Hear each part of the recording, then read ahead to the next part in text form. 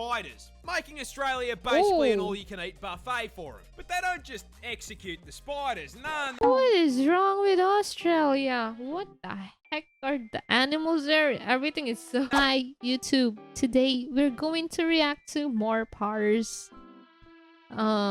Certified Australia thingies. I am not Australian. I am a Southeast Asian woman. So I have no idea what I'm about to expect here. Okay, let's start. Australia has a lot of spiders, but recently we found a new one, because of course we fucking did. And the new one is the most certified Australia moment I've ever seen. For a bit of context, one of the several thousand I love his accent. spider species we are home to is the Sydney funnel web, the deadliest spider on the planet. Because of course it's down here. Where the fuck else did you think you were going to find it? These scary looking fuckers are highly venomous and can flatline you with a bite in 15 minutes. And if you think wearing thick clothes will save you... I do not like spiders. Do you guys even like spiders? I think the only craziest spider that I've seen is a tarantula. Bastards have fangs long enough to punch through shoe leather. Now, why do I bring these little nightmares up? What is the one thing worse than a spider rocking armor-piercing rounds that can send you to heaven with same-day delivery? A bigger spider rocking the same perk setup. That's right, Australian scientists have found a brand new species of this funnel web that is even bigger. Oh God. How much bigger? Well, the standard Sydney funnel web grows to around 5 centimeters or 2 inches. And I mean, if you're asking me... Oh my God, what is 5 centimeters and 2 inches? My measurement brain does not work with 2 that. inches is more than enough. 2 inches is actually fucking huge. By comparison, this is the new one. Ew. It's twice the fucking size, cunt. 4 inches of eight-legged menace to the animal kingdom. But that isn't even the best part. You see, do you know what they named this thing? Do you know what professional scientists named a supersized version of the most dangerous spider on the entire fucking planet? The Newcastle Big Boy. Newcastle Big Boy. The whole big boy is kind of weird though, but he's a big boy. Deadliest spider on the entire fucking globe. It's a big boy. Only in Australia. The scariest spider is hiding a deep secret. But what is it? Oh, well, God. Introducing the Huntsman, native to the land down under, and the #1 cause of tourists absolutely shitting themselves on camera. Whoa. And look, in defense of said tourists, I will be the first to admit, yeah, this looks scarier than a Ooh, bro. It has so much hair and he has a lot of spikes and I don't like the eyes. Ooh, it's hairy, I know. job application. Those gangly ass legs and the hair make him look like Slender Man's testicle. Now, as if having a negative charisma stat wasn't bad enough, I regret to inform you that the Huntsman spider grows up to 30 centimeters. What? 12 inches! Like a frigging ruler. That kind of spider in front of my face, in front of my room. I wouldn't run. I wouldn't scream. I would just literally pass out. Making it the largest spider on the planet by leg span and legally allowing Subway to market him as a foot long.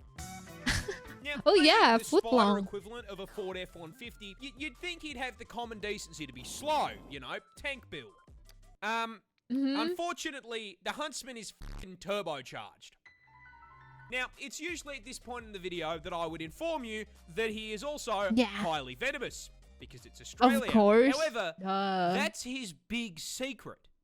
The Huntsman is a big sweetheart. You see, despite looking like an SCP, Huntsman... Wait, what? He's a big sweetheart. A foot-long spider is a sweetheart, apparently. Are incredibly timid, and on the rare occasion they do bite, their venom is harmless. In fact, seeing one of these bad boys in your house is a blessing in disguise, because if you see a Huntsman in your home, I guarantee you won't see any annoying ass flies or mosquitoes. Because he's eating them. You see, he understands he's big enough that he should be paying rent, and so he contributes to the household in pest control. Like I said, he just needs a hug. He's just an old shy guy. He is a best waifus. I personally have had one of these bad boys as an 8-legged roommate, and I can tell you they're pretty good company. Except for the part where they cause car crashes. Yeah, you see, huntsmen like to hide in tight spaces and cracks, and they do it by flattening out their body to fit into the gap. Now, in the house, that usually means you'll just find them behind a painting, but I when you're flying down the highway at that's 110k an hour and decide to flip down the sun visor because God is trying to flashbang you, yeah, they like to sleep in there and you've just dropped one into your lap. Now, whatever you do, don't panic or you're going to crash the... This bird has to Ah, so cute. Look at this bird. rearrange its organs and skeletons just to lay an egg. This cute little guy is the kiwi bird, a species of ratite native to New Zealand this time, and the absolute poster child for getting cucked by evolution. You see, this walking featherball is actually directly related to the emu, ostrich, and cassowary. They look so freaking weird. These birds, ostrich, Being a emu, member of the same family. cassowary, rhea, Birds. However, kiwi. Oh, it's called kiwi. Oh, I thought that was just like what they're comparing it to. Apparently it's called kiwi. there is a problem. You see, the rest of the Kiwis' bloodline actually looked up a build guide before picking their stat spread, and as such made sure to trade the whole flying thing for something useful. Yeah. With all of his cousins specking into speed, size, and some kind of offensive God. capability. So that leaves the question, what did the Kiwi pick to make up for not flying? Absolutely f***ing nothing. Kiwis are tiny in comparison to their relatives, coming in at only 4 kilos in weight. It's cute. It's cute.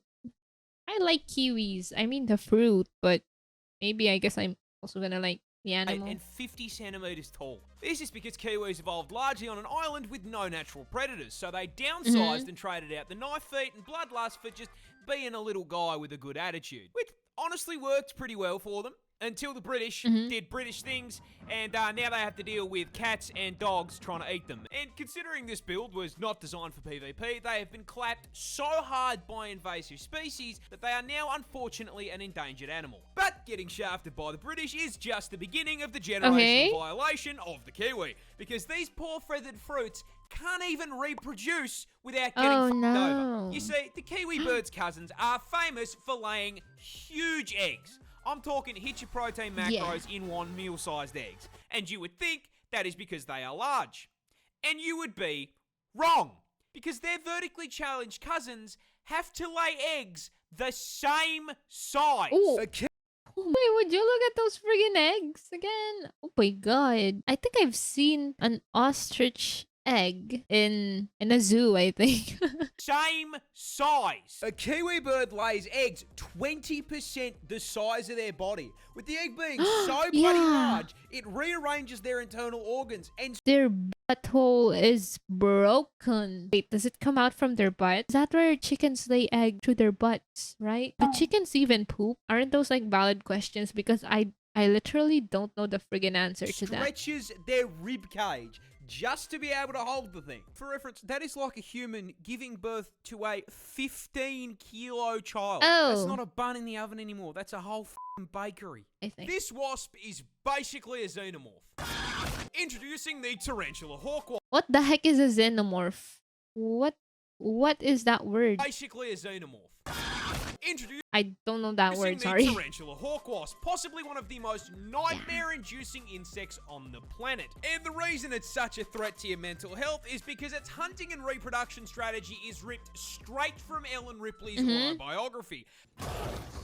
But before we get to the strats, you're gonna have to learn a little bit about it first. Native to Australia, because of course it fucking is, this Australia. is the largest wasp on the planet. Coming in at a... I don't think I've ever seen a wasp in real life. I only think I've seen a bee or something.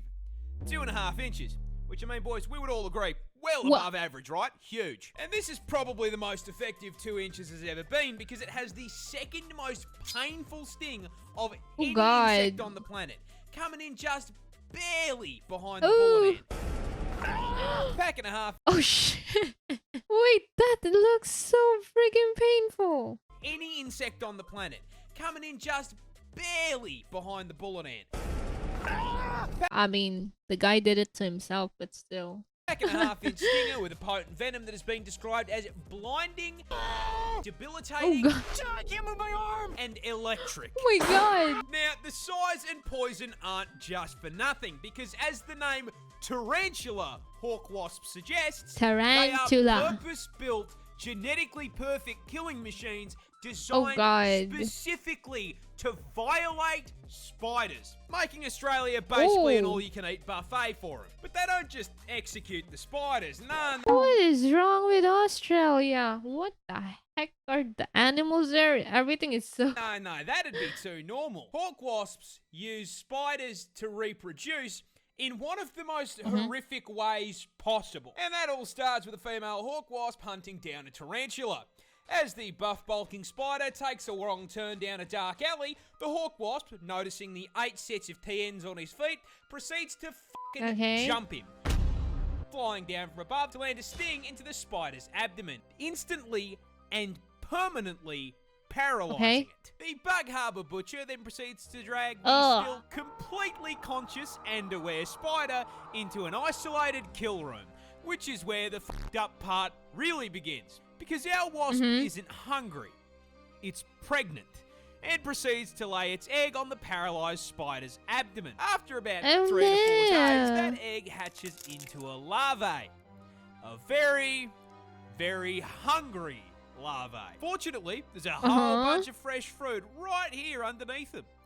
That food being the still paralysed, still very conscious and aware spider. The larvae burrows into the spider's abdomen and gets to work converting it into a KFC family bucket, consuming it from the inside out, purposely avoiding vital organs to keep the food nice and fresh. After it's done consuming a living being, the larvae breaks forth from the demolished corpse. The way he's describing this is so brutal. Oh my god. Fucking chest burster and fucks off to continue the generational arachnid violation. Anywho, good luck getting to sleep. Oh my god. This seal is... It's seals. I like seals. They're so cute. Is such a menace that he routinely gets the cops called on him. Oh. Name is Neil the Seal is an absolute menace. Introducing our protagonist, Neil the Seal, a 600 kilo absolute unit of a southern elephant seal from my home state of Tasmania in the land down under, who is known for, above all else, being an absolute fucking menace to polite society. But despite his crimes, we all still truly love him. But what are his crimes? Well, see, he seems to just fucking hate traffic cones and road safety in general. Has regularly been caught trespassing, and then once he... Oh my god, it's so cute! Has been caught trespassing, belligerently screaming at locals because they won't give him his fucking fish, and has been known to just block roads by plopping his fat ass down I mean, if I was a seal, like, this is what I would also do, to be honest. Directly in the middle of them. However, hands down, the funniest shit he has ever done was just straight stopping this random lady from going to work. I shit you not. What? This motherfucker crawled out of the ocean, up the beach, crossed the road, absolutely fucking bodied this woman's poor letterbox, and then proceeded to plant himself directly in front of her fucking car. She was then unable to go to work because this half-ton beefcake was camping her driveway for so damn long. Local news had time to drive out to her house and cover the fucking story. Yeah, this is a lot of menace for a single seal. But the funniest part of this is, old mate isn't even fully grown. He's like 5 years old. If you think he can fuck things up now, wait until he's nearly 2 solid-ass tons of blubber and takes issue with the wall. Oh my god, 4,000 kilograms. Your house. I do not think that seal damage is covered on my fucking insurance plan, dude. Wombats defend themselves by throwing it back. But to understand how the fuck they actually do it, wombats are so cute. Learn a little bit about them first. You see, Australia... They are also cute. I don't know if they are unhinged or something, but I do know that they just look cute based on pictures. Wombats are so cute. Is home to 3 species of these bad boys, all of them equally adorable, and very importantly, all being burrowers, meaning they dig out a Oh, you mean like the booty that tank be moving? They do have a big booty. Nice little hole for themselves and the family to live in. So cute. Because, like the rest of us, they can't afford a fucking house in this economy, man. They go to around 1.3 meters in length, but despite being small, they are built like fucking tanks, weighing in at a chunky ass. Wait, what was that? Weighing in at a chunky ass 35 kilos. That one looks Tanks. so cute. So cute! It looks like a teddy bear. I want one. Can I have one? Are they not allowed to be like pets? Well, probably, obviously, but they're so cute. Weighing in at a chunky ass 35 kilos, but despite their weight, I shit you not, Cute. they have a top speed of 40k an hour. Oh.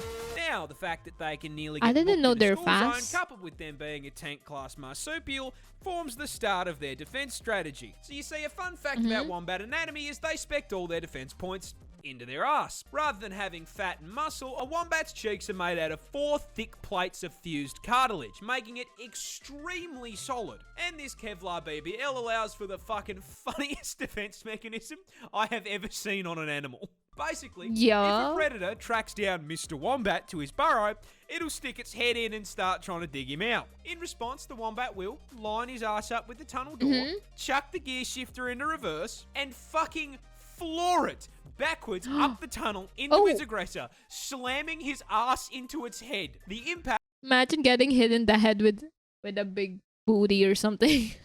then squashes the predator between his steel cheeks my and God. the roof of the burrow, straight up crushing its skull like a Mortal Kombat fatality. I cannot make this shit up. Touching this plant will put you in the hospital. I'm dying. This is the Gimpy plant, a piece of foliage native to the land down under. And surprising no one, not only is the thing venomous, it is in fact the most painful plant on the planet. Because of course, man. Even Just the fucking touching leaves it. down here have a problem with me. Growing in the rainforests of northern Queensland, these hell bushes are covered in tiny hairs that upon closer inspection aren't hairs at all and are actually thousands of hypodermic needles waiting to stab you and break off inside your skin if you so much as brush them. Once inside you, these needles will inject you with, I am not kidding, neurotoxin and cause absolutely excruciating pain. I mean, like comedic levels of pain. With one person describing it as being covered in hot acid and electrocuted, and another woman saying that it was straight up more painful than childbirth and she'd given birth 4 times. And the fucked up part is, the neurotoxin isn't even lethal. So this spiteful of a plant is hurting you purely for the love of the game. Mind you, there are reports of people saying getting stung by this thing is actually worse than being put in the ground. This is because Groot's little hellspawn cousin here can continue hurting you for literal years after being stung. This is because those thousands of little hypodermic needles are actually made out of silicon, meaning your body can't break them down. And with how thin they are, your skin will usually close up over the top of them, meaning that these neurotoxin emitting slivers can sit inside your skin for literal years, releasing more neurotoxin anytime that they're moved or disturbed. This constant Oh God. 4 months post sting. That was me. I would just literally, I would just cry every day. No, not cry. Even worse. Or Oh my God. This constant, chronic, agonizing pain is so unbelievably bad that there have even been records of, trying not to get banned here, people Alt F4ing existence to make it stop. Yeah, that's what I was supposed to say. Probably gonna Alt F4, you know?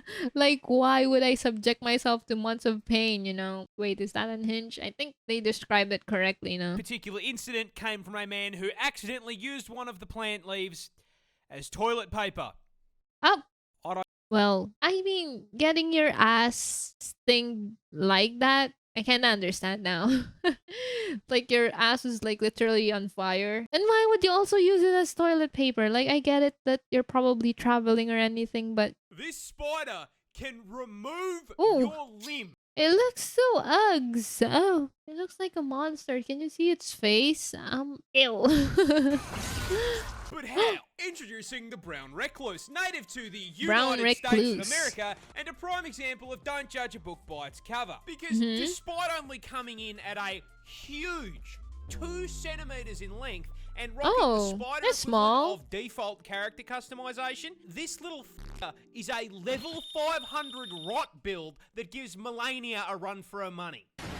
You see, a Wait, how will it recluse starts in like how will it remove your limbs? Like a 2-inch spider? the most American How will that way happen? possible. With you accidentally stepping foot onto his private property, causing him to exercise his Second Amendment rights. But considering a spider can't really hold a gun, he's going to settle on biting your ass. Now, that initial bite's pretty painless. You smack him away, all's well. There is just one small problem. Congratulations, you are now the proud owner of necrotic venom coursing through your veins, which at first does nothing. You walk back to your house. Oh, necrosis. I think. Okay. Starts to sting a little more. I've heard that. You feel sick. The wound swells, and the blood vessels around the bite burst, turning it a deep red. Over the next few days, that colour shifts. Oh no. Red to purple to black.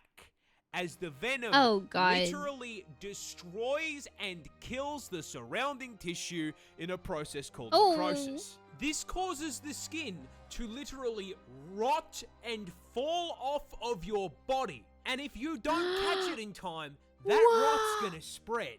If you're lucky, it might make you violently ill and leave permanent scarring. If you're unlucky, it just keeps spreading and the venom starts to destroy your blood cells and shut your organs down. Now, there's kind of only one solution to that, but